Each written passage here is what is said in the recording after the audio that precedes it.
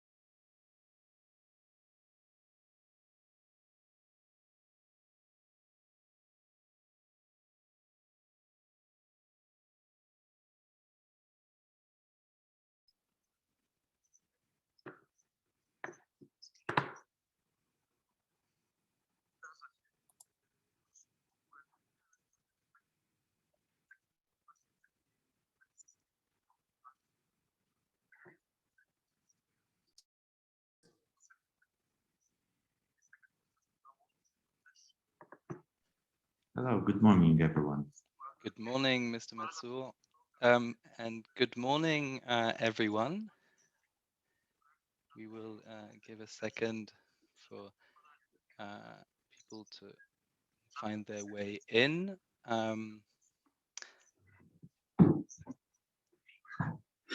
So, ladies and gentlemen, dear participants, dear speakers, it is with a very warm welcome that we have you here today for today's webinar on Together Towards City Resilience.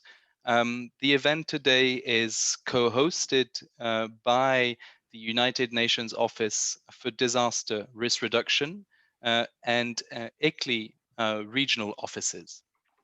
The event marks the launch of the Making Cities Resilient 2030 initiative in the Europe and Central Asia region, a big landmark for us here today. My name is Andrew. I work for the United Nations Office for DRR Regional Office Europe, and I will be accompanying you today over the course of the next hour and a half. But before we start, I would like to share a few practical housekeeping elements. First of all, for those who wish to follow this event in Russian, this is possible through the interpretation channel. This event will happen in English. You may be able to follow it in Russian through the interpretation channel at the bottom of your screen.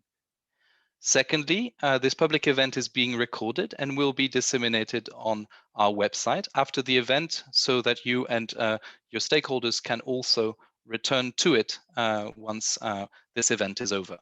And finally, you will have a chance to engage with the panel of city representatives through a Q&A in the icon at the bottom of your screen to address any questions which will be brought into a short discussion once the city representatives have spoken to us today.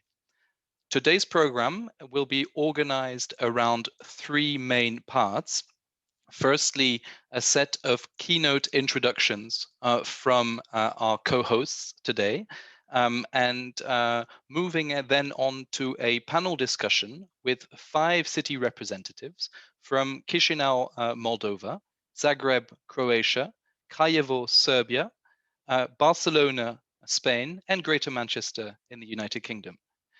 This will be facilitated by our good colleague Karin Klasa, who is the Swedish National Sendai Focal Point and representative of the Swedish Civil Contingencies Agency.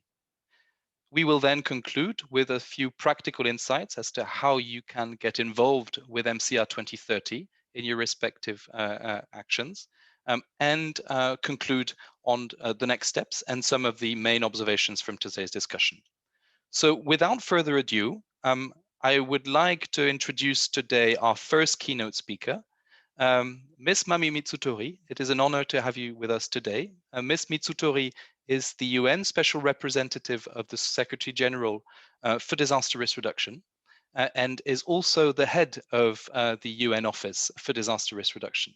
So without further ado, Ms. Mitsutori, I will hand over to you the floor. Thank you very much. Thank you very much, Andrew. Ladies and gentlemen, representatives of cities, regions, citizens, it is a great pleasure to welcome you all here today to launch Making Cities Resilient 2030 initiative, MCR 2030, in Europe and Central Asia. I'm delighted to be joined by Mr. Wolfgang Tübner, Regional Director of ICLE Europe, with whom UNDRR is co-hosting this important event. I recognize ICLE's leading role as co-chair of the MCR 2030 Regional Coordination Committee for Europe and Central Asia, and I am remembering fondly that a few years ago, when I started to discuss about this initiative with Gino, the Secretary General for ICLE, that we should work to co-create this and we should work to co-implement this. So it is really a great day for me today. The Sendai Framework for Disaster Risk Reduction calls for member states to develop both national and local disaster risk reduction strategies to help reduce your disaster risks and build resilience. Now, in terms of the national strategies, currently 101 UN member states have developed their strategies, and 31 of these are developed in your region. But at the local level, we need to do much more. And the MCR 2030 campaign, the MCR 2030 initiative, let's say, will give a major boost to our efforts to increase the number of local strategies for disaster risk reduction across Europe and Central Asia. This is what we are aspiring for. On top of COVID-19, the last year has also seen another record year for the climate emergency, because summer heat waves in Europe were the deadliest non-COVID disaster events for the second year in a row. Heat waves in France, Belgium, the Netherlands, and the UK caused 6,300 deaths, more than double the figure for the previous year. And COVID-19 was overlapping, or should I say, all these multi-hazards were overlapping with COVID-19, demonstrating that we are truly living in a world which is multi-hazard, and the risk that surrounds us is systemic and complex. The risks are many: rapid growth that outplays planning, flaws in zoning laws and construction failures. They can all exacerbate the risk of natural hazards to urban communities. As we will hear today, Europe and Central Asia, some of the most urbanized regions in the world, have produced outstanding examples of how strong disaster governance executed with vision, competence, trust, and transparency can all avoid unnecessary loss of lives and livelihoods. It is all about good risk governance. We have seen this, we have experienced this through COVID-19. Good disaster risk governance is indeed crucial to the management of disaster risk. It requires plans. You need to have a plan, competence, guidance, coordination, and above all, strong leadership, willing to ensure institutions are empowered and also financed with a budget to act in the public interest. And when it is absent, you are quickly exposed to a crisis, and the crisis will become a tragedy. You cannot neglect to make sure that risk governance is there. You need to have preparedness. You need to be stronger in prevention. And at the national and local level, the effective and efficient management of disaster risk, what does it mean? It means addressing disaster risk in publicly owned, managed, or regulated services and infrastructure. It also means promoting and providing incentives for citizens, households, communities, and businesses to manage risk and avoid creating new risk. We have seen throughout this COVID-19 how communities are affected, and at the same time, they are at the first line of response. MCR 2030 recognizes that disaster risk reduction requires an all of society engagement and partnership. This is what the Sendai framework itself says. We need to pay special attention to people disproportionately affected by disasters, another thing we have seen through COVID-19. As in all disasters, the most vulnerable people are the most affected. It is also about international cooperation, peer learning and sharing of experiences. Cities are good at this, but we have to do more. This webinar today is an example, a great example of how we can foster this peer learning and sharing of experiences. And we have already been doing it since January when MCR 2030 has been operationalized, but we need to do again much more. And concretely, it's an opportunity to improve implementation of local strategies for disaster risk reduction, because the previous 10-year Making City Resilient campaign was great for advocacy. There's a lot of awareness there. Now we have to move into implementation. We need to have a plan and we need to implement it. So today we will hear a number of your experience, your city's experience on how you are sharing your experience, how you are building your commitments, engagements to improve resilience to disasters, and how you are implementing them. I really look forward to the discussions and hearing about each city's journey. May these experiences serve as inspiration to other leaders in the region and beyond. And may this be the start of a successful journey for MCR 2030 across Europe and Central Asia region. Thank you very much. Ms. Mitsutori, thank you very much for being with us this morning and for such inspiring words in setting and opening this webinar event. I would now like to move to our co-host organization and for this occasion like to welcome Mr. Wolfgang Teubner, who is the ICLEI Regional Director for Europe, as well as the Managing Director of ICLEI European Secretariat. So without further ado, Mr. Teubner, I'd pass over to you at this point. Thank you very much. Thank you, Mr. Bauer. Dear Ms. Mitsutori, dear Mr. Bivol, distinguished participants and guests, we think it's a very timely moment to kick off the Making Cities Resilient campaign for Europe and Central Asia. And we from ICLEI are proud to be the co-chair and the key supporter of this important initiative together with our partners. As Madame Mitsutori already expressed, we are building on a strong and long-standing relationship for the first 10 years of the Making Cities Resilient campaign that has been launched at the Resilient Cities Congress in May 2010. We already 25 mayors had signed on to the campaign. And today there are more than 4,000 cities part of this already. However, we still face a lot of challenges, increasing hazards, as was mentioned, climate change, pandemics, terrorist attacks, but many more that are maybe not even fully, always showing up, immediately today. And of course, while resilience planning seems to be in the DNA of the responsibility of cities, local governments, but also on the upper levels of governance, we are always facing challenges due to the prevention paradox. I mean, it's often hard, for people to capture the idea, and avoided impacts, avoided costs, avoided consequences are often hard to sell.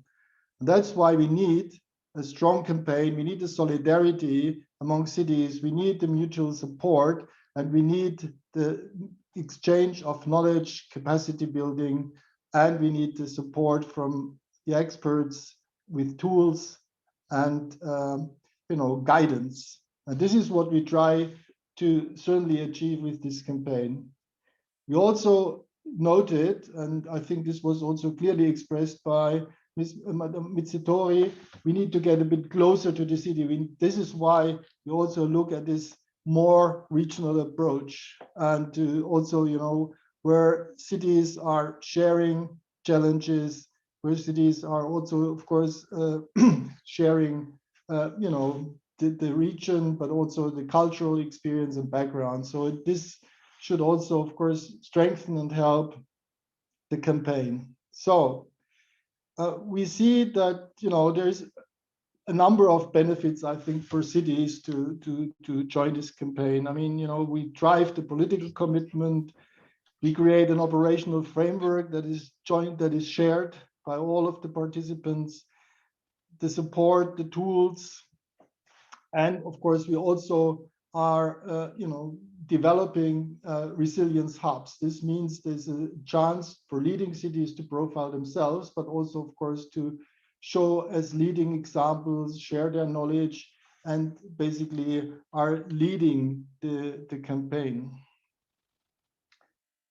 We are, looking forward to working with all of you jointly, with all our partners, to develop and lead a strong campaign, to motivate and increase the number of cities that are participating, that are sharing, that are developing their resilience strategies for the good of their people, for saving their cities, for making them resilient, and provide a good perspective for their citizens and people. So to take them along, to motivate them, but also to help to protect them and lead the city in a good future for us all.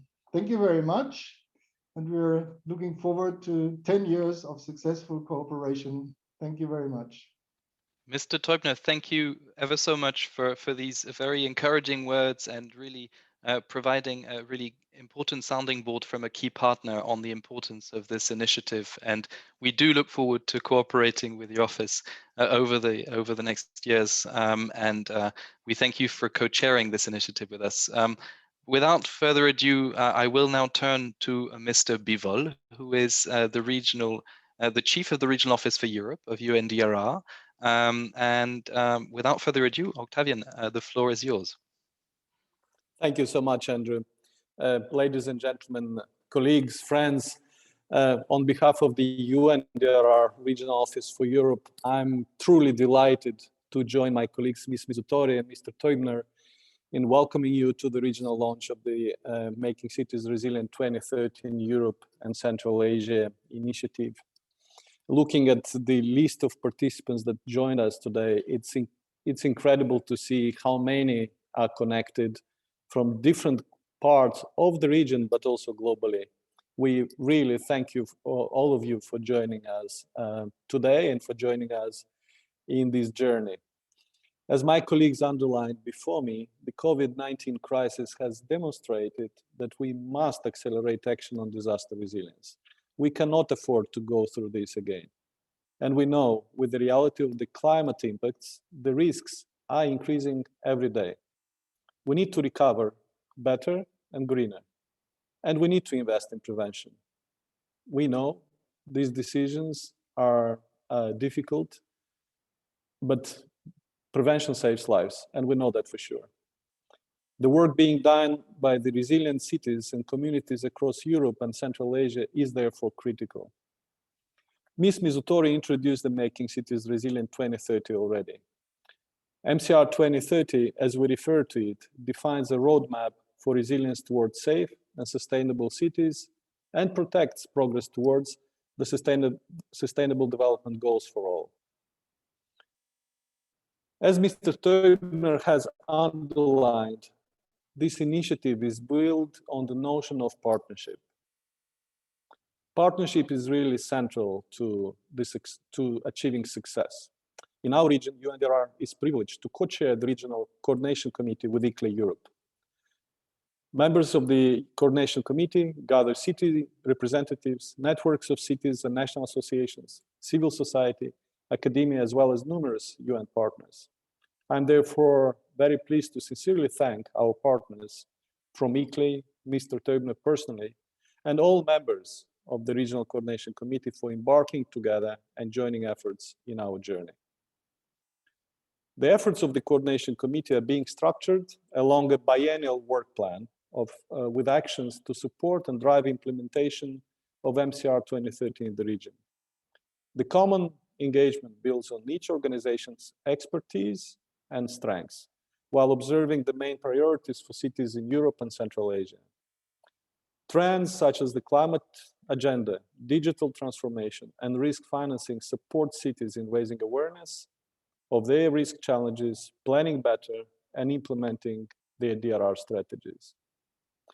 We at UNDRR have a long-standing experience working with cities in the region and supporting local risk and resilience efforts.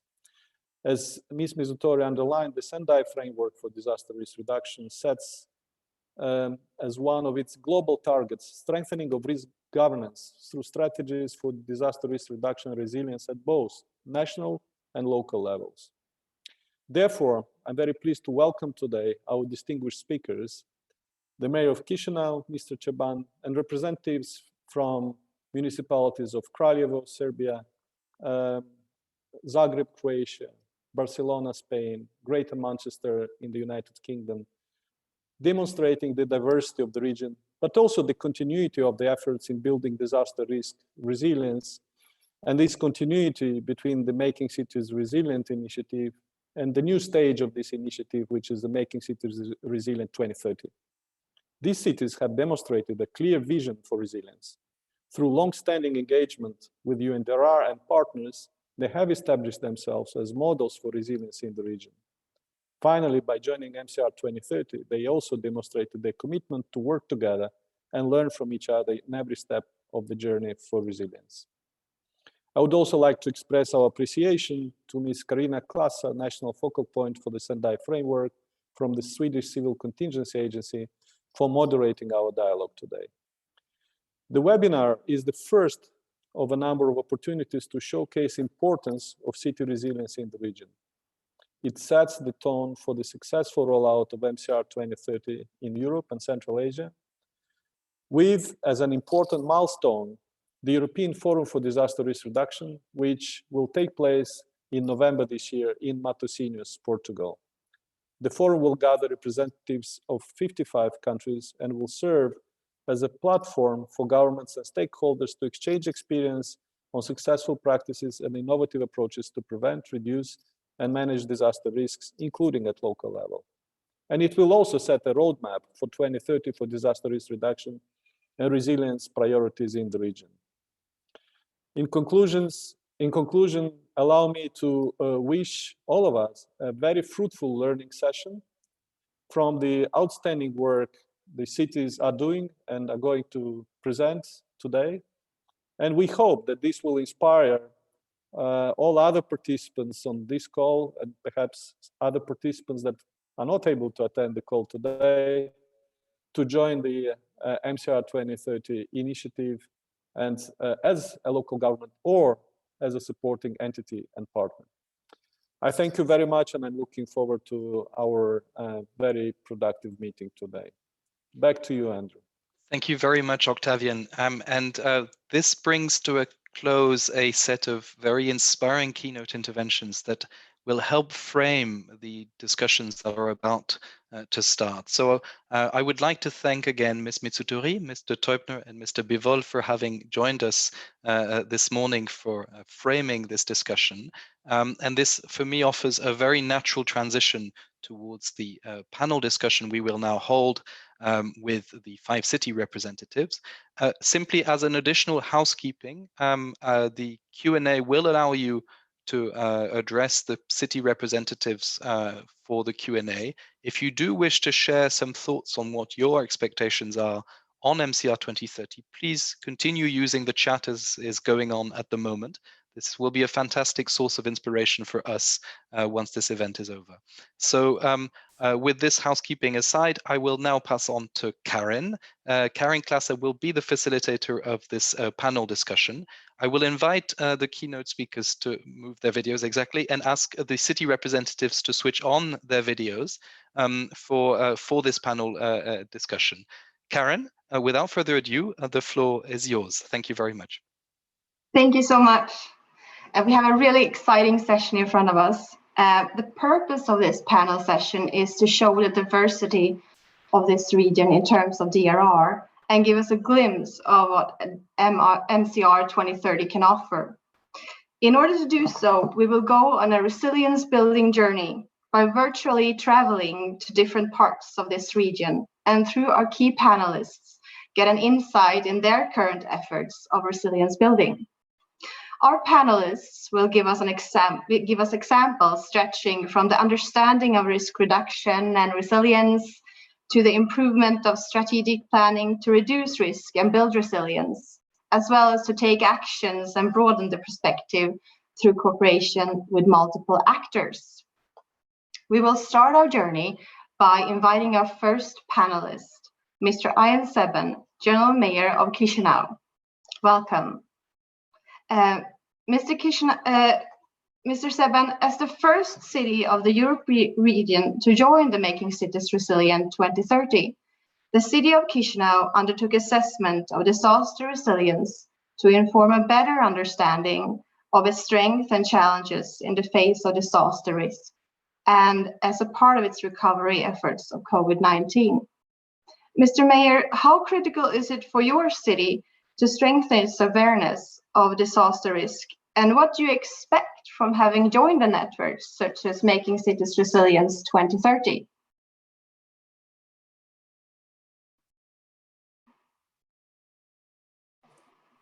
Hello to everybody, greetings from Chisinau. Hi Karin, thank you. I was trying to turn on my video. Do you see me? You do it by yourself. Is it okay? We see you, yes, thank you very much. Okay, thank you. So, greetings from Chisinau once again. COVID-19 underlined the importance of resilient municipality and resilient community. It's really very crucial that local governments have the capacities to develop practical strategies, plans, and abilities to enact them when a disaster happens. Over the past year, we have learned how importantly is to draw on the knowledge of the local community, citizens, civil society, businesses, and each party and each actor should have a good understanding of its role in disaster risk reduction. For Chisinau, it is vital to improve its resilience in order to become a safe place for its dwellers. We have seen firsthand how climate change can magnify disaster risk, increases in precipitations and annual temperature, changes in frequency and intensity of storms, droughts, floods, and hail, or impoverishment of soil and ecosystem.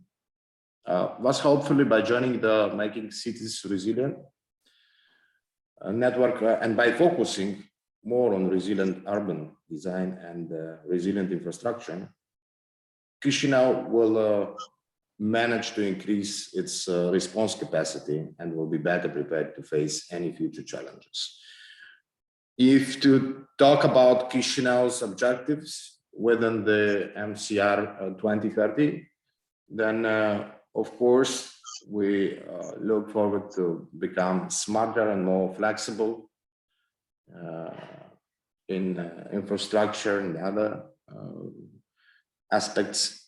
Improvement to the citywide infrastructure like transportation, healthcare, energy, water, telecommunications, coordinated resilience investment efforts, and rethinking and reprioritizing the investment over the coming decade in order to upgrade the critical infrastructure, climate resilient planning, constant scanning of future risks and implementing actions to prevent new risks and reduce existing risks to development, strengthen collaboration among governmental actors and civil society, and of course, sharing the data with all relevant stakeholders when promoting sustainable partnership to build local resilience. And finally, by being a member of MCR2030, I believe that Chisinau will be able to receive support, guidance, and policy assistance. No city can deal alone with shock and disasters, and it's important to have the possibility to learn and observe how other cities are getting prepared. And as the first city from the Republic of Moldova to join MCR2030, Chisinau, I'm sure, will do its best to serve as an example to other towns interested in fostering resilience and sustainability. I thank you. Hope it was not too much. Thank you so much, Thanks Mr. a lot. Sanya. Thank you.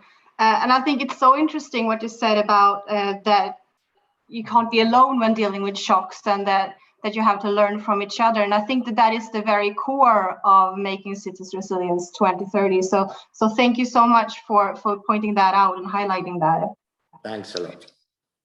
We will now continue by inviting our second panelist, Mrs. Sanya Serkowicz, Head of Strategic Planning and Development in Zagreb. Welcome. My second question goes to you. And in 2020 has been a challenging year for any city, but in Zagreb, as the city was starting to grasp the depth of the COVID-19 crisis, it was hit by a 5.5 magnitude earthquake. How has your city adapted to this multi-hazard circumstances in its planning for disaster risk reduction? And can Zagreb's experience help other cities in this regard? Hello, everybody. It's truly a pleasure to be able to participate in this event. Yes, as you well said, last year was really challenging for Zagreb and later on for Petrinja, because not only we were facing COVID and the entire situation was truly dramatic due to this virus. We had the first earthquake on the 22nd of March, and then by the end of the year we had a second one, which shook far more the city of Petrinja and the neighborhood county. Yeah, what to say? The Italians usually say non c'è due senza tre. There's always with the two, there's a three. So when the first earthquake appeared, of course we were all truly shocked, because the last earthquake that we had occurred approximately 100 years ago. Of course, we knew that a thing like this could happen, but to be honest, nobody was truly ready for what happened. So what we did, the earthquake occurred in the early morning, around 6 o'clock. And that was a great fortune, because not a lot of people were out on the streets, but also not a lot of people were out on the streets because of COVID, because everybody was instructed to stay at home. So basically we had only one victim, a little girl that unfortunately passed over. And as it was Sunday, due to COVID, all the churches were also closed. So I think that many lives were saved actually because of COVID. During the same day, a group of us engineers, we gathered up together with software engineers, and we have created this platform. And this platform was used by all the engineers, volunteers that joined us in order to make the surveys of the damages. What was the main goal? The goal was to in a way evidence the level of damages and to inform the citizens whether they are in danger or not, because we didn't know how many other earthquakes would appear, because the ground was continuously shaking. And of course, the challenge was to do these surveys, not only because of the danger of another earthquake, but also because of COVID.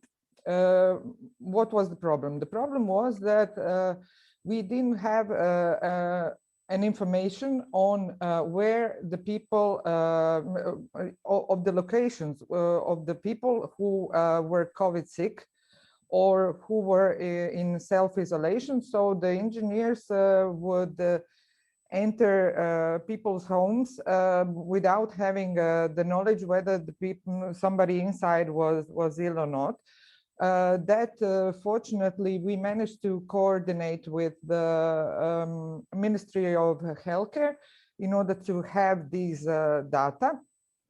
And we would insert my fellow colleagues would insert this data in this database, so all the volunteers, the engineers would see them on their mobile phone, the addresses, but the problem became greater when the number of people who got COVID grew over 2,000 per day.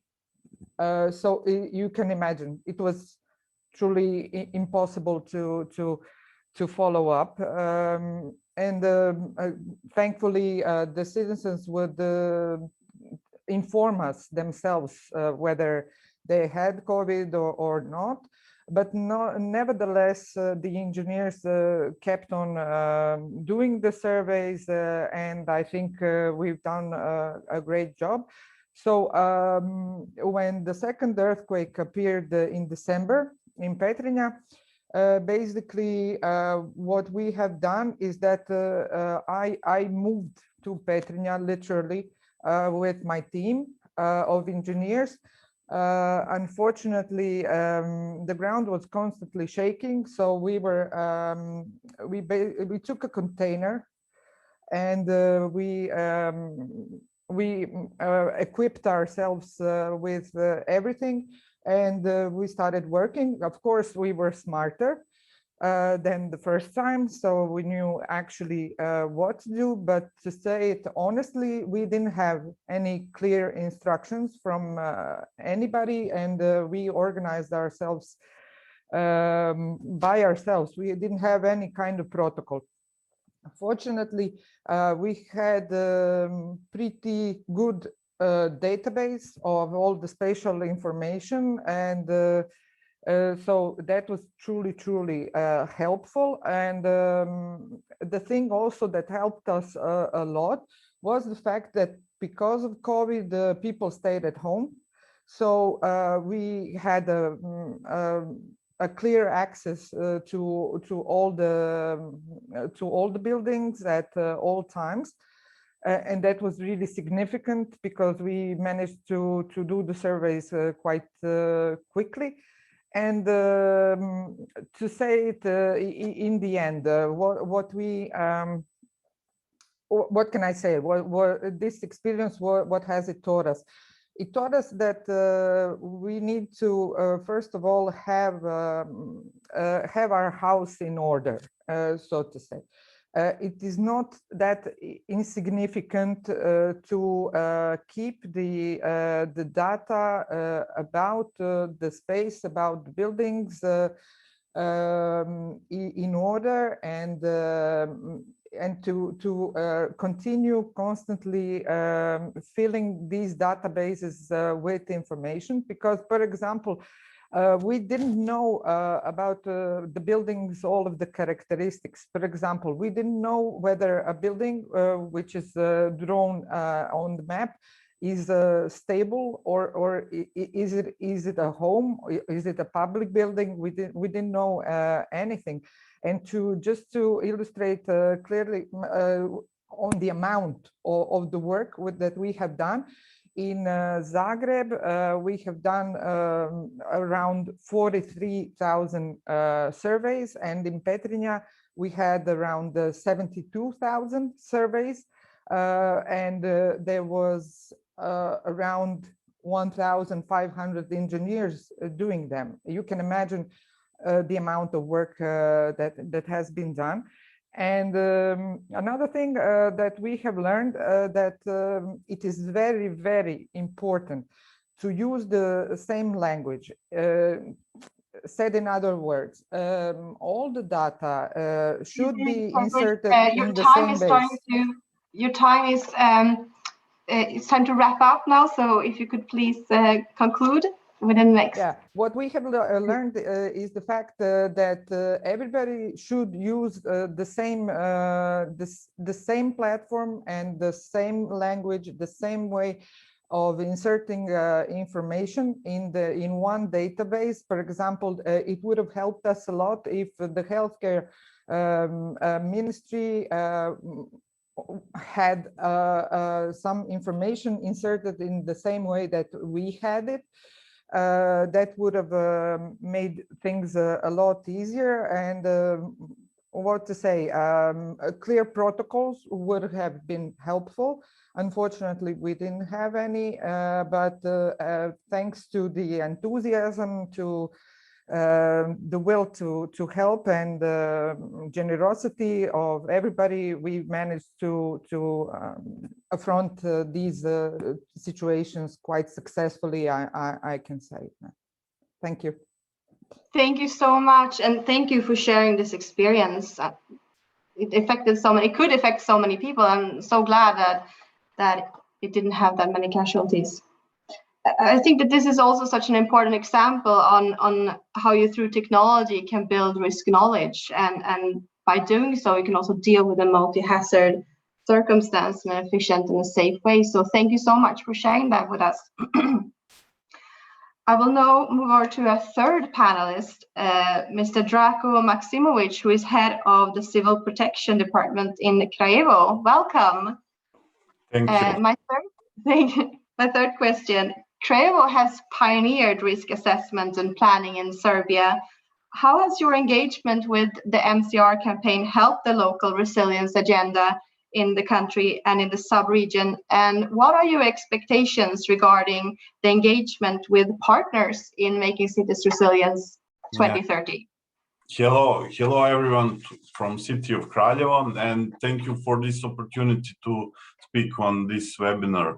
Actually, it's maybe similar with situation in Zagreb, but we have that experience over 10 years ago, that when the big earthquake hit the city of Kraljevo. After that, 2014, we had a great floods, and we approached the establishment of new DRR process. Our new motto is observe to predict, predict to prevent. It's something Galileo said many years ago, but actually that's something we saw in Cima, visiting Cima in Italy. The new approach meant a more active role of the local community, but also the establishment of new forms of cooperation and communication. For special tools in establishing a community ready, maybe it's better said, more prepared for future risks, we have established the process of drafting this disaster risk assessment, protection and rescue plans, DRR plans, etc.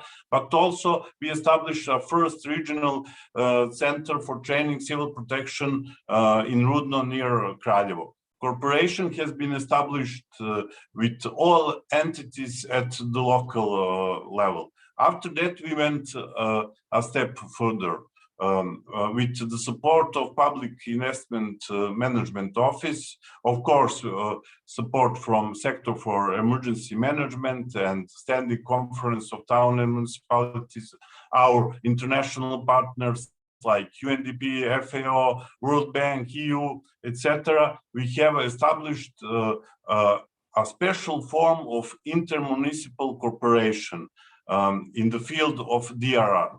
The corporation brings together local governments grouped around common disaster risks, but also it's common special geography units. In our case, that is river basins in Republic of Serbia. This type of cooperation, especially here in my West Morava River basin, that gathering 18 local self-governments, has provided us new knowledge and skills, as well as new mechanisms and tools for upcoming disasters. Of course, we are just gathered in the way that we want to improve our methods and skills when it comes to quick and successful recovery after disaster, not just to be prepared for disaster, but and for recovery after them. Here I can give you example. 2014 and 2016, the same floods, same scenario. 2014 damages and losses were estimated like near 9 million euros here in city of Kraljevo. 2 years after that, same flood, damages and losses were estimated on 1.5 million euros, 6 times less damages and losses. What happened? Actually, we happened here in city of Kraljevo, and our efforts to establish a really operational system of civil protection. Willingness and openness for cooperation, both horizontally and vertically, as well as honesty in considering own resources, capacity, and needs and possibilities are the main precondition for creating a safer community. International organization and our colleagues around the world, such as colleagues from Italy, Austria, Sweden, Denmark, Netherlands, Japan, but also Croatia, Bosnia and Herzegovina, Montenegro, Northern Macedonia, Greece, etc., help us and have a great role and influence in creating DR policy. We hope that in years that come, others will join us in this and similar actions. Our experience in establishing intermunicipal cooperation can serve as a good example of a more comprehensive and active approach to disaster risk reduction process. This is exactly, I saw the role of MCR2030 to connect, generate, and inspire.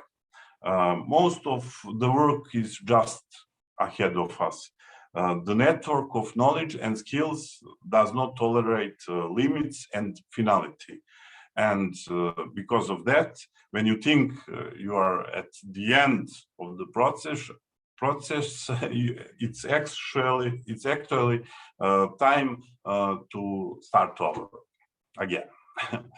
Thank you for this opportunity to just present myself and my city of Kraljevo.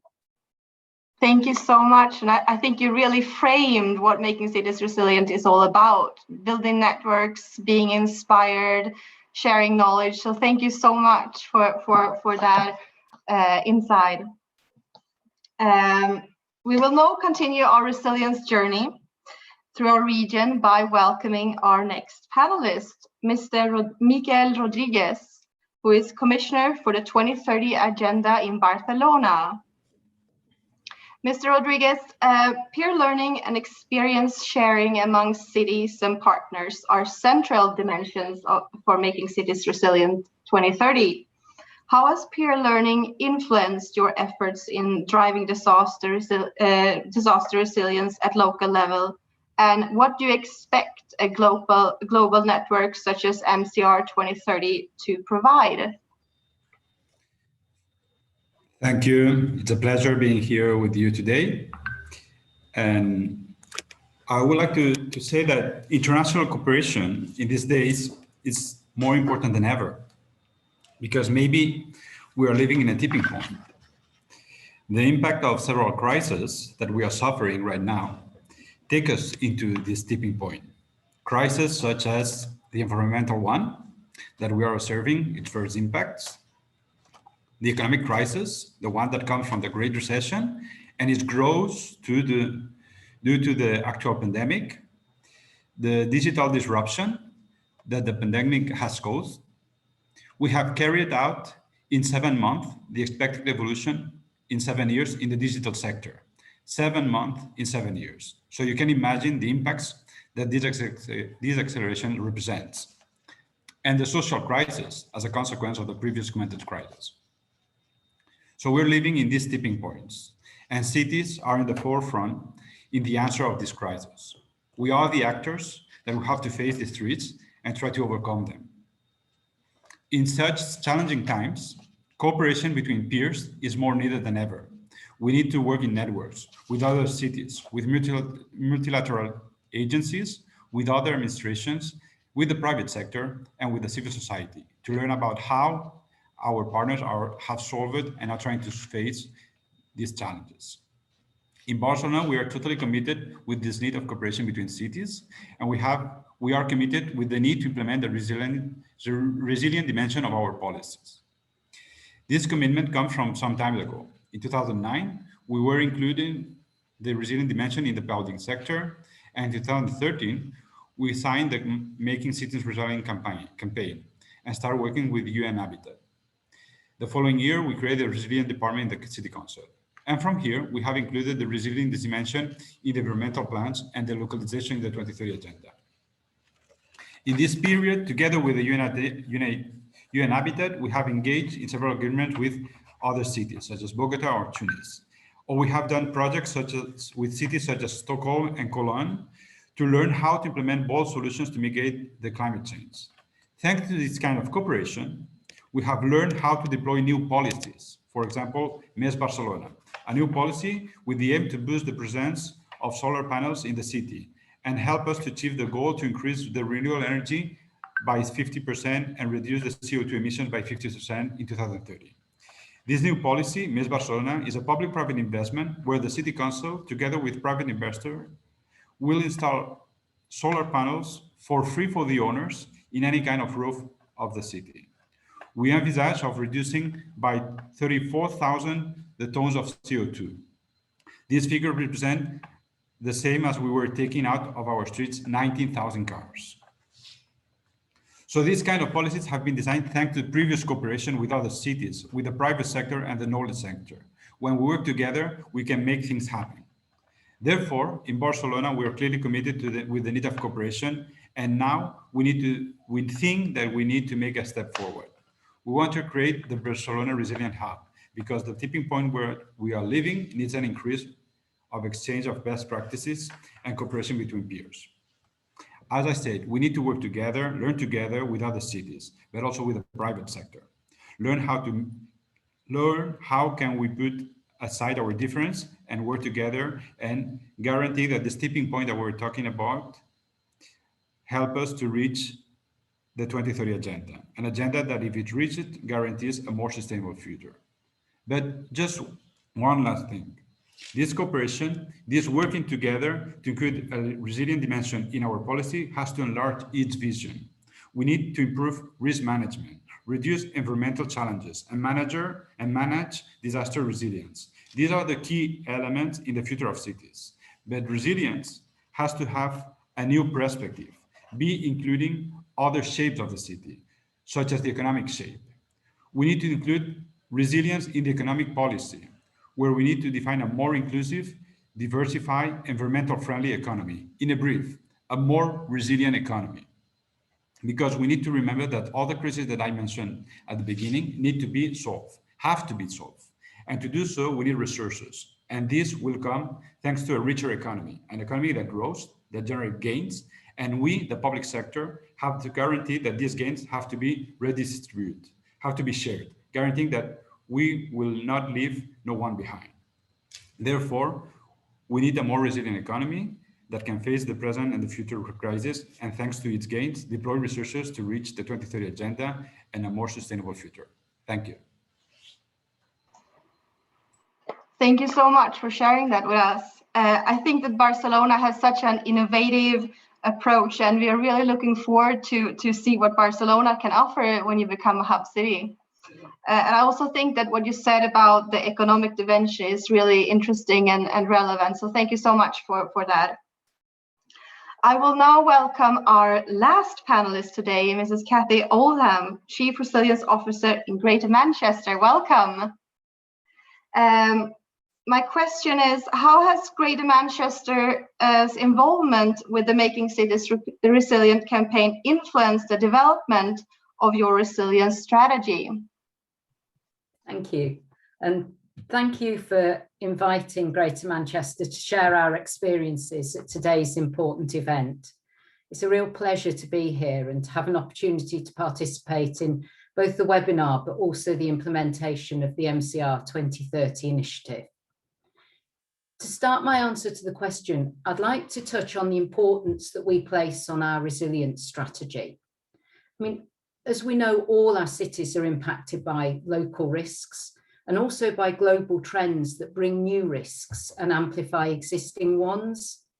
And we all continue to be challenged by the global pandemic.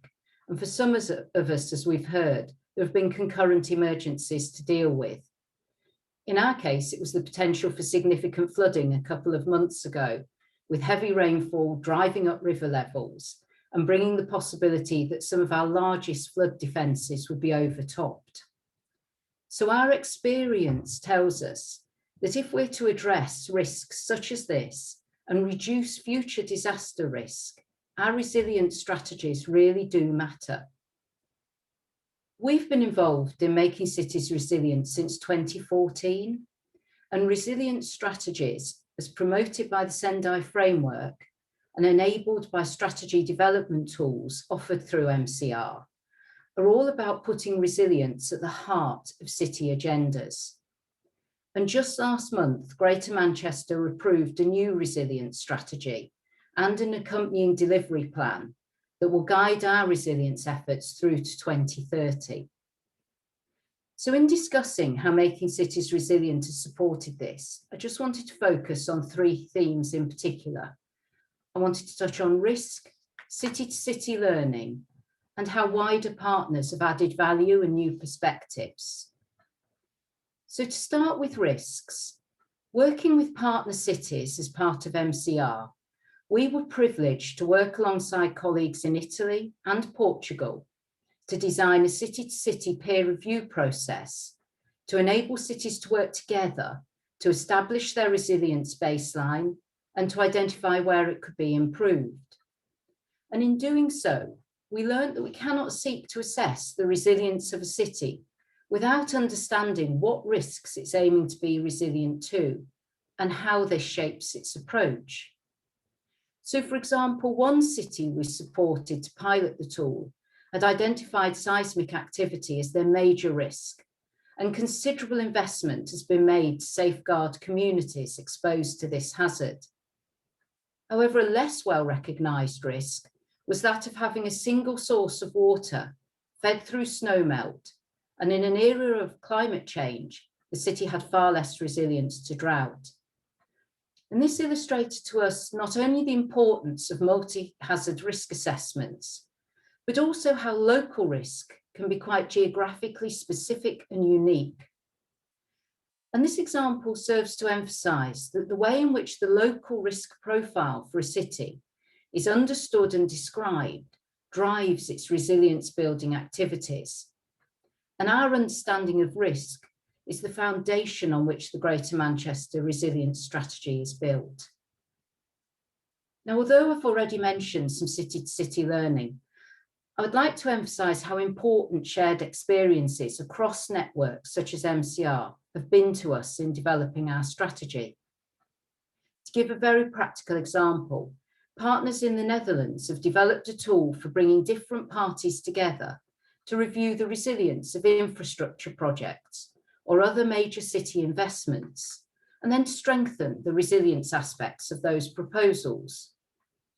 And the tool encourages different stakeholders to come together and to explore, for example, what resilient infrastructure means for them, which in turn tends to demonstrate how a single investment can leverage co-benefits for many stakeholders.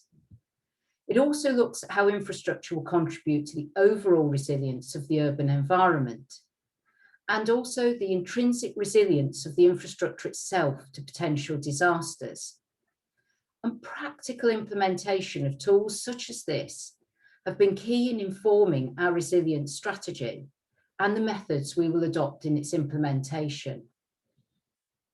Finally, if I may, I'd like to mention the broader partnerships across MCR, the voluntary sector, private sector, and worldwide networks that are supporting the initiative. And to give two very short examples of the benefits of such collaborations for us, Greater Manchester has had the pleasure of working with ICLEI and a range of European cities to develop the European Resilience Standard, a process which allowed us to benchmark our city against global best practice. And we've also been fortunate to be part of 100 resilient cities, now the Resilient Cities Network, and to have the opportunity to better understand resilience as a function of shocks and stresses, to realise the dividend and benefits that intentional resilience building can bring, and to access international tools for developing our resilience strategy. So to sum up, in Greater Manchester, we've worked hard to try to better understand what resilience means to us. And to do that, we've drawn on international partners to bring global thought leadership to our city region. We've been part of the MCR network for nearly a decade and have used its approaches to help us to bridge silos across our city system, to draw a wider range of partners into discussions about resilience, and to put resilience on the top table of the city region's considerations. In Greater Manchester, making cities resilient has been central to resilience building activity, and we look forward to continuing our relationship with MCR2030. To this end, we'd like to apply to be a resilience hub so that we can connect to others and share our learning, so that all our cities can be ambitious in our resilience work. We can all have resilience strategies that align to our commitments through the Sendai framework, and we can offer a helping hand to one another when we do face a crisis. Thank you very much. Thank you so much, Kathy. And you worked many years with methods and tools for building resilience at the local level. And we really appreciate how you have inspired cities and their stakeholders. And you have really inspired us today. Thank you. Before picking questions from the audience, I would like to ask the speakers and the keynotes whether they want to react to what they have heard today so far.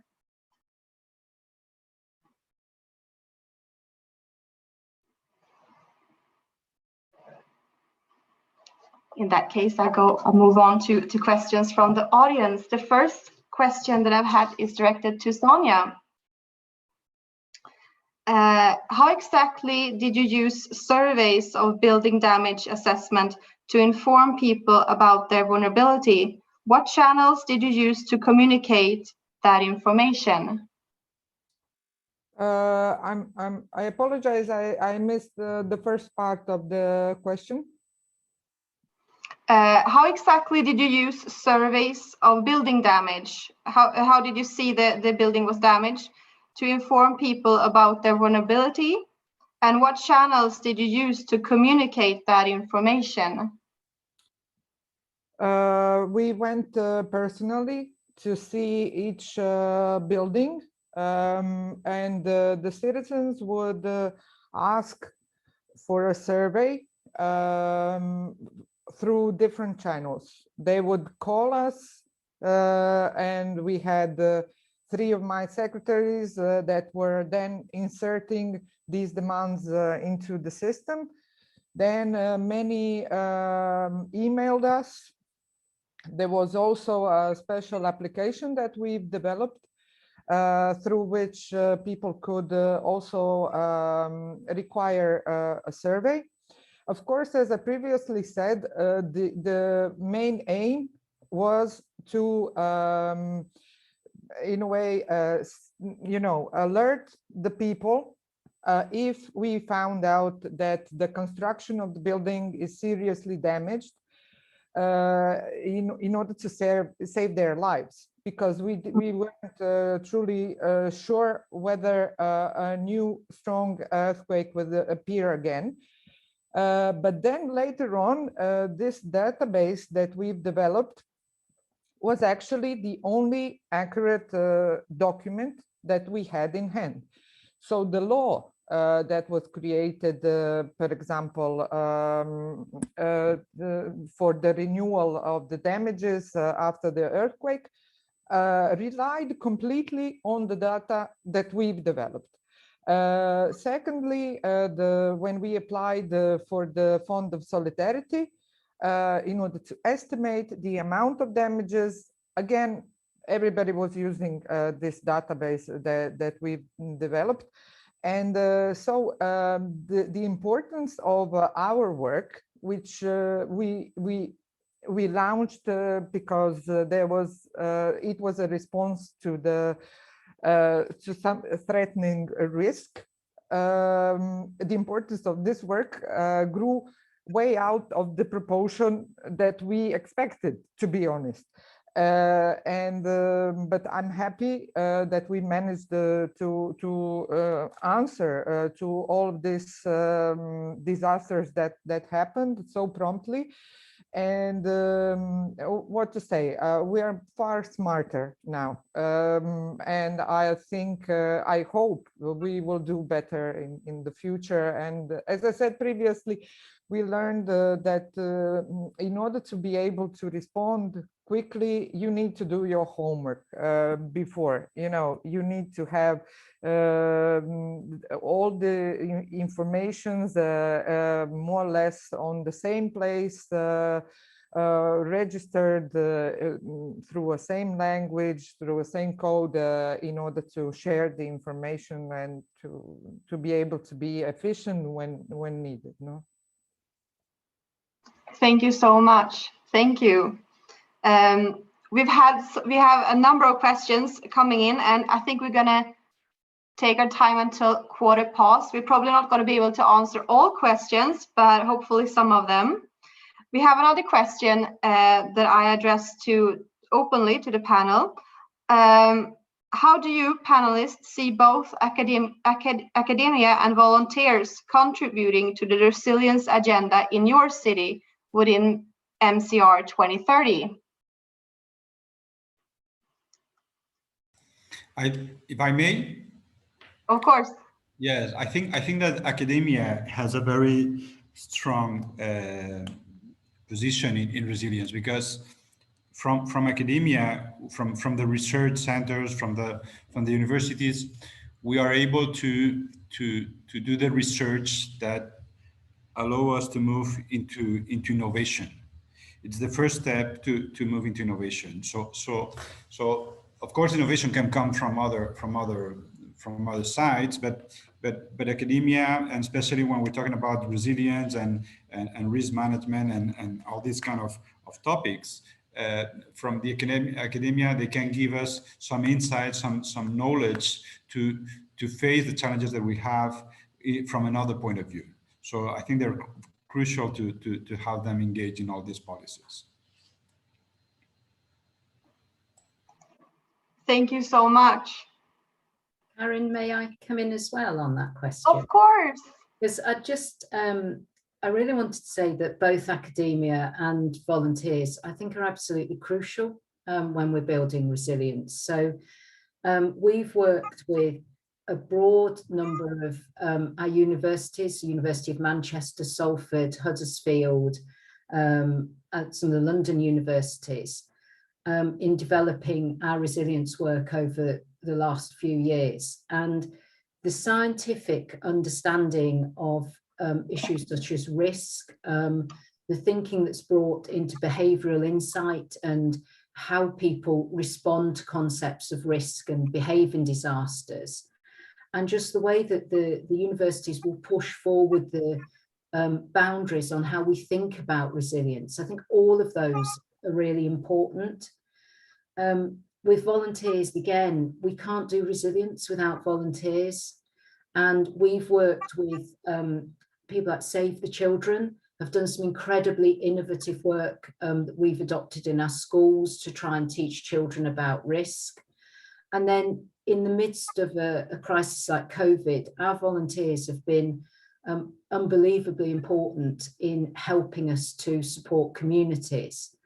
And people like the British Red Cross for us have a community reserve volunteer scheme that means that in a sudden onset emergency, we've got a cadre of volunteers that can support us in response.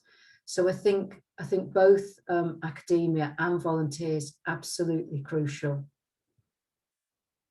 Thank you so much.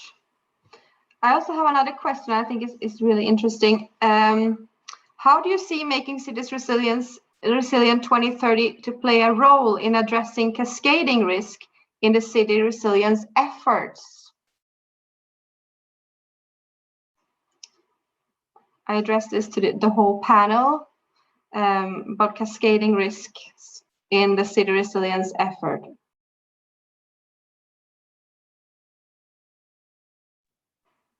Karen, would you like me to pick something up on that as well? Yes, please. I don't want to step in if other people want to pick that up, but I think the thought that the thinking that MCR brings has been really important in understanding risk. I think it's taught us about interdependency of risk and the interconnection of different city systems. So not to go too technical, but we certainly look at resilience as being a function of systems. And I think all of our experiences from COVID have been that you can see that a single shock coming into a city then touches on all sorts of other aspects of city life and really highlights inequalities, deprivation, differential health outcomes.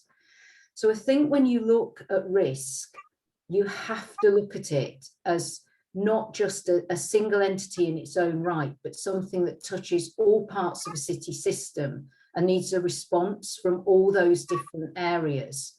And it picks up, to use a slightly different terminology, it picks up the stresses in the city and those sort of underlying chronic vulnerabilities that make some of our communities particularly susceptible to risk. And so I just think we cannot build resilience and right resilience strategies without actually looking at risk as a complex entity that cascades across our systems. Don't know if that's helpful, Karen. No, I think it is. Thank you so much. Thank you. I also have a question to the panelists. What are from the audience, what are some of the key challenges in the implementation of resilience? From your experience? Maybe yes, please. Maybe I can answer from my experience. It is, I think, it is the effort to communicate with everyone in your community. You know, especially with citizens, because when you are when you have a starting point from city administration or I don't know, decision makers, you know, or something like that, you have like this wall with community. They are just looking you as one bureaucrats or some body that have some mandatory or obligation to do something, but you need them to involve in your system, and that is the crucial, you know, thing. How to involve everyone in your system. And I think I raised my hand on the first question about academia. Academia is not just there for us to, you know, improve our methods or skills or knowledge. It is actually a good tool for making or creating, I think, future generation more resilient on risk from disaster, you know. I think that need to be, you know, just our aim, to create future generation, not right now, you know. Nothing is going to happen over the night, and if something happens over the night, that's going to be ruined over the night. That's my experience, you know. We need to act on long term with good plans, with honest our honest stance, and I think that's the crucial in to be, you know, like resilient in the future. But actually that time resilient in future is not going to happen because we need to act continuously, you know, just to work, and when we are at the end, actually we are at the beginning of some process. I think that we need to look, you know, just a little bit in future. Okay. Thank you so much. Yeah, I think it's really important what to say about communication and looking into the future. Thank you. So I think that we now, I heard from that we need to wrap up and continue. I'm sorry, we're not going to be able to have time for more questions. So I say thank you very much to this panel. It has been really, really inspiring to hear from you. And I call this panel to a close and will hand over to Andrew. Thank you so much. Thank you. Thank you. It's a pleasure. Karen, thank you very much, and a very big thank you to all the speakers who gave some extremely insightful and experiences of their city contexts, and Karen for facilitating this extremely efficiently. Thank you very much indeed. We will keep track of the questions, and we will relay those to the speakers if for their information as a follow-up. Indeed, this is the start of a dialogue we would like to initiate in the context of MCR 2030. So if we can't, and those questions we can't answer, we hope we can inject in future collaborations in the context of the MCR 2030 initiative. Talking about the initiative itself now, I would like to take a few minutes to pass the floor here over to my colleague Helena Montero from the UNDRR Regional Office. So to contextualize a little bit everything we've heard here in the context of what the initiative in practical terms is proposing and how this could be of relevance of interest to you. And I think some of the elements Helena will mention will also answer some of the questions that have been raised throughout the first parts of this meeting. So Helena, I'll pass over to you. Thank you very much. Thank you, Andrew, and thank you all. It's so great to be here celebrating the launch of MCR 2030 in our region. I see the chat box, and I can almost imagine an auditorium full of people from all over the world. And we are soon going to our coffee break, and we will be able to network a little bit. So it's good to have that remember those times, and soon we'll be back meeting all together. I wanted to give you an idea of how we have been discussing, how what we have been discussing today we see in practice within MCR 2030. This is a space where cities and partners can join forces to build disaster resilience. Can everyone see Nusha's screen? Yes, great, thank you. So next slide, please. It always starts with this, what we call the resilience roadmap. And we know that resilience building is not a linear process. It is most often a bumpy and very iterative process. But the idea is that cities joining MCR 2030 will go through an initial assessment so that they can understand and better identify the tools and resources that our partners are making available for them. So cities are starting to understand better the risk, making a political commitment.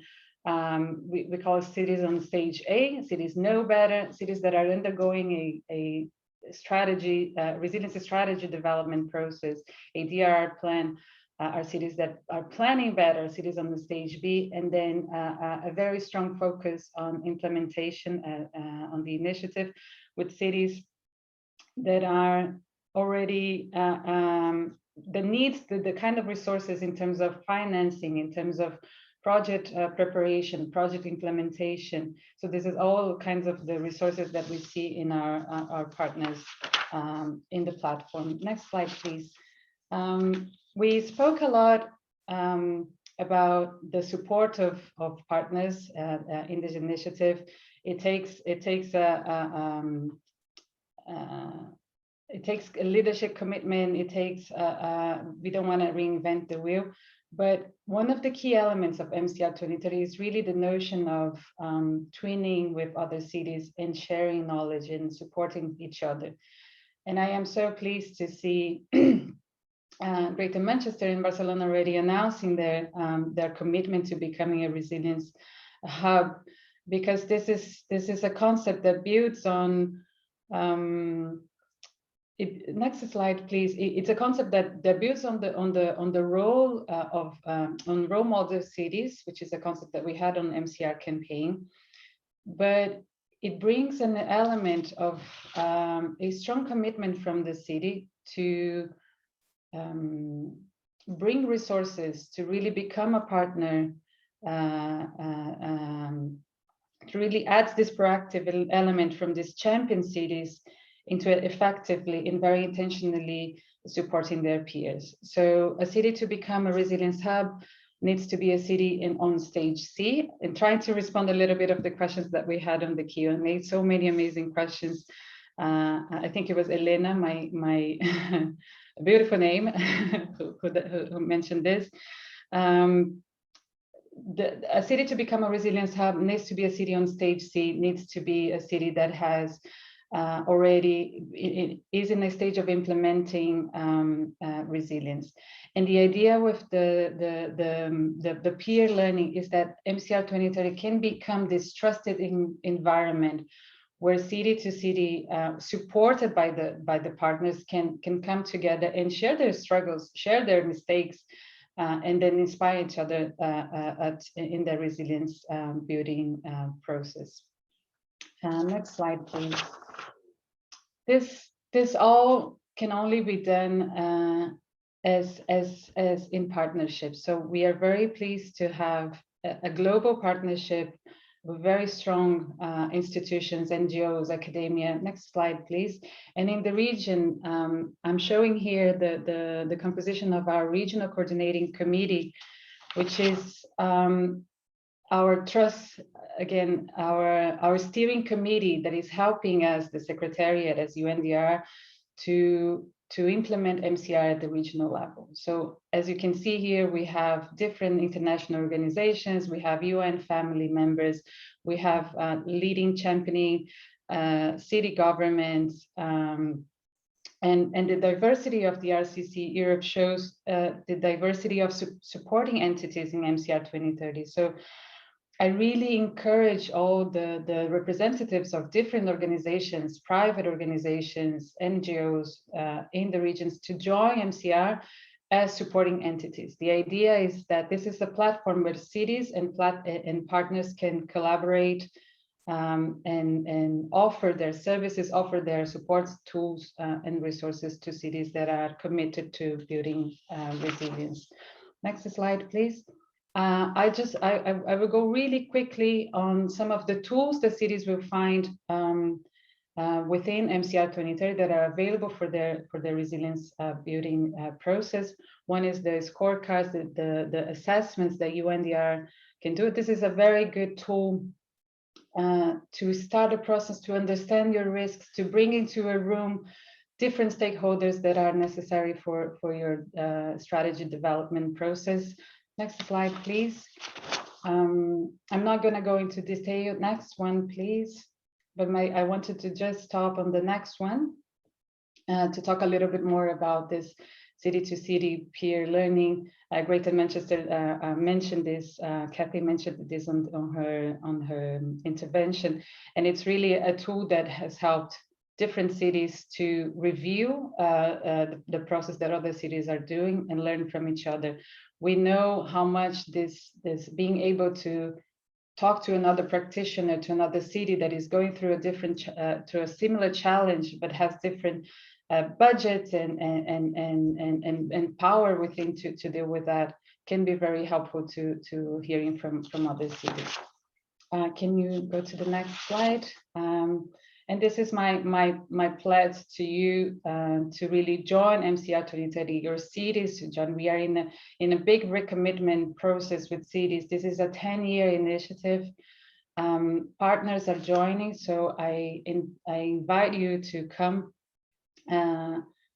be part of this network, be part of this community of resilience practitioners, and join us in this platform, in this initiative that I am very pleased. I want to thank you all. I'm happy to continue this conversation. And yes, over to you, Andrew. I don't know if anyone has any questions.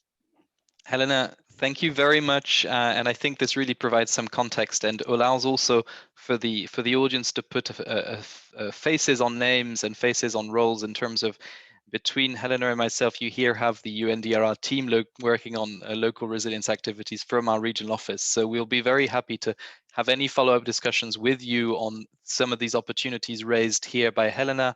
And having you join us in this inspiring global initiative, which, as Helena mentioned, is being steered strategically by some key partners in the region. But unfortunately, I come with the bad news that we are coming to the end slowly of this event, but it is only the start of a future dialogue, and we'll be delighted to continue this. But we do not want to finish without allowing our co-hosts, organizations to come back with a few concluding remarks. Without further ado, I would like to invite, on behalf of ICLEI, Mr. Jakub Mazur, who is the Vice Mayor of the city of Wrocław in Poland and is the European Regional Executive Committee representative for ICLEI Europe. And he will be here first before we move on to my colleague Octavian Bivold for some final concluding remarks. Mr. Mazur, the floor is yours. Thank you very much. Can you see me? Can you hear me? I hope you do. So first of all, good morning, good afternoon, good evening. Hello to everyone. Здравствуйте. It is my pleasure to be here today with you. An honor, a big honor to represent ICLEI, first of all, but also to represent my city and this perspective, this point of view. I have also honor to be president of METREX, so 50 metro regions, European one, and cities. So let me share kind of reflection from those different point of view. First of all, I'm very delighted to hear your stories, to hear your examples, to be involved in your particular struggles, to see your dedication, to see those tough stories and this innovative approach you presented. I would like to thank you all of panelists, but also all those people, as I see hundreds of them are presented nowadays, now at this moment, and listen to us, to our stories, share our knowledge. And this is something new. But from this point of view, as I started, I see we had a lot of common. in common. We are a part of this big community that is very similar, but we have also so much to learn from each other. Today is a perfect example of this. I was delighted to learn from you, and I see you as a very bold local representatives, authorities, activists who are preparing war for better and maybe for something that is uncertain, maybe for some crisis. And you prove to be efficient. You prove to your local communities, but also because you are part of something bigger, because you are willing to be a part of MCR 2030, you learn us, you share with us, and it definitely creates real base to our activity for next decade. Thank you very much for this priceless contribution. We heard some general universal statements, but we also heard practical solutions, implementation of those. Those are very valuable, not only for my city, for our organization, but also, I believe, for European and Middle Asia cities as well. We all struggle with so many resilient challenges every day, and our, I'm sorry, something, and yeah, Siri is talking to me, you know, technical, so it's always like that. And I might say that from perspective of being responsible for our cities, local communities, we have obligation to build some critical city infrastructure, build resilient communities, to prevent cascading effects, to be really prevent from something that is unexpected. And definitely today's exchange of knowledge among cities of Europe and Central Asia is the right step in right direction. And it defines our preparation for unexpected. According to ICLEI motto, think global, act local, we all know that it is in our hand to implement resilience solutions, to be resilient, and therefore to create some kind of links between our cities, regions, between our countries.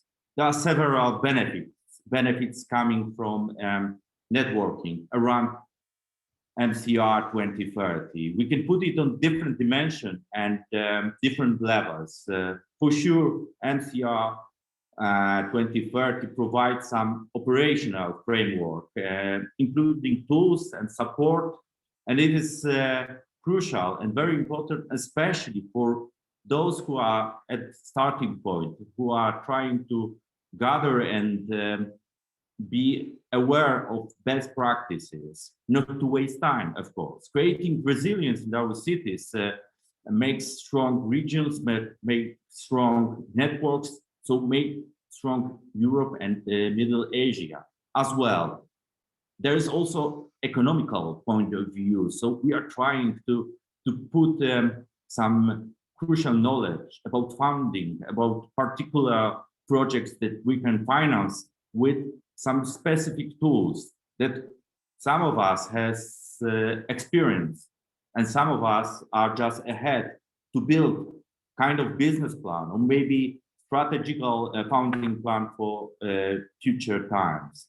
And we have also this very important political point of view, because gathering together, being together in this community, in this movement, MCR 2030 movement, we create a stronger and really visible community that brings advantages. And it is very important to be united, to have such a international tools, international voice, and international sharing practices that we are creating today. I must refer to what Wolfgang said at the beginning. There is some crucial word, some very important sentence that is worth to underline. It's about solidarity. So we create together, gathered by MCR 2030, we create priceless some kind of value.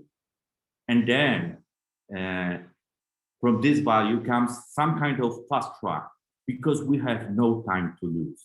We have to speed up with whatever we do in order to struggle with climate change, with our economical situation, with our migration, demographic, and so on and so on. So there is no time, and I strongly believe that putting this in a solidarity, no one left behind, as it was said during today's speeches. Those kind of global thinking with local acting provide this to something that is very important. And Mami Mizoturi said, give us a boost and let be prepared. We also heard from Helena, my city is getting ready, it's yours, mine is. So let's act together, let's unite, let's be an active player of MCR2030 initiative. Thank you very much. Mr. Matsur, thank you very much, and thank you very much for finishing on such a positive and inspiring note. I would like to address the overall audience to please bear with us a few extra minutes, as we've gone a little bit over the additional time, and finishing off really last but not least with a few final closing thoughts from Mr. Bivol, the Chief of the Regional Office, Europe, UNDRR. Octavian, the floor is yours. Thank you so much, Andrew, and dear colleagues, dear participants. Very difficult to summarize better than Mr. Mazur just did, focusing on three key messages around sharing, networking, and the solidarity. So, just in the interest of time, to be adding perhaps some important messages that we heard during this session today, I would like to first use this opportunity to really thank the panelists for sharing these very inspiring experiences. The panel showed that any city, regardless of the size, can take action. We also conducted this first session in the spirit of collaboration and sharing, and that is what MCR 2030 is about. What we heard quite loud and clear is from a number of speakers, but I think that was summarized particularly eloquently by Mr. Rodriguez from Barcelona, is that we are living at a tipping point and cities are at the forefront. Therefore, we should work together to learn about how partners are addressing these challenges of our times. A number of panelists, including Mr. Maksinovic and Ms. Serkowicz from Zagreb, underlined the importance of operating in a multi-hazard approach, understanding systemic risk, understanding cascading and compound risks, and the importance of data and learning lessons from previous experiences. Mr. Maksinovic referred to predict to prevent as a slogan, and that is, I think, very, very important. We also learned from, and we heard from Mr. Chaban in Chisinau that Chisinau started its journey by assessing risks and starting a planning process. Therefore, MCR 2030 is seen by Chisinau authorities as a platform to benefit from these partnerships and from experience sharing. And it was particularly important also for all of us to hear from the experience of Barcelona and Greater Manchester, which are both cities with established engagement around resilience, and through the interventions demonstrated how resilience building is a continuous learning experience. As Ms. Katie Oldham underlined, resilience strategies really do matter. And this is the message I would like us to leave with, this important interaction, which is the first in the range of many. We are particularly pleased to hear from both Barcelona and Greater Manchester about their intention to become resilience hubs. And in this context, we're looking forward that after this such a well-attended event, we will have more cities, more municipalities joining the MCR 2030. And we're also looking forward to expression of interest for more cities to become resilient hubs for the region, and thus promoting MCR 2030.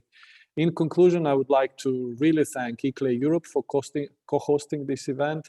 I'd like to thank Karen and Sweden's MSB for playing such a key role in facilitating the discussion today, and for the long-standing partnership with UNDRR, as well as all our partners in the Regional Coordination Committee. And I would like also to thank my colleagues from the UNDRR Regional Office for Europe, and from colleagues in UNDRR headquarters, and particularly the UN General Secretary Special Representative for DRR, Mami Mizutori, for joining us today and all contributing to this very rich session. I thank you very much all, looking forward to for continuous engagement. And Andrew, back to you. Thank you very much, Octavian. I believe this brings officially this event to a close. Again, from my side, thank you very much to everyone who joined and attended. And we will leave you with a final short video to smoothly transition out of this event into your respective other virtual or in-person commitments that you will have today. So looking forward to continuing this engagement and collaboration, and please stay in touch. Thank you very much.